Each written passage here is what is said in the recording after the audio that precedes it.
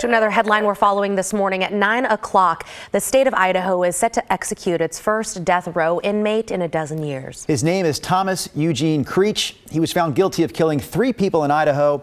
He's also linked to a pair of murders here in Oregon. Devin Haskins joins us live from our newsroom this morning with more on Creech's lengthy stay on death row. Devin?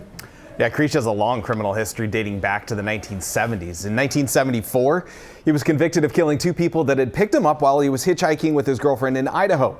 He was originally sentenced to death for those killings, but the Supreme Court overturned that and converted it to life in prison. 7 years later, while in prison, he killed an inmate and was sentenced to death for that one. While in prison, he admitted to several other murders. Authorities have linked him to 11 deaths, including 2 in Oregon in the early 70s. Creech has been on death row for over 40 years and is among the nation's longest-serving death row inmates. His lawyers have tried to have his execution postponed, but this past week, a federal appeals court in the U.S. Supreme Court rejected those appeals.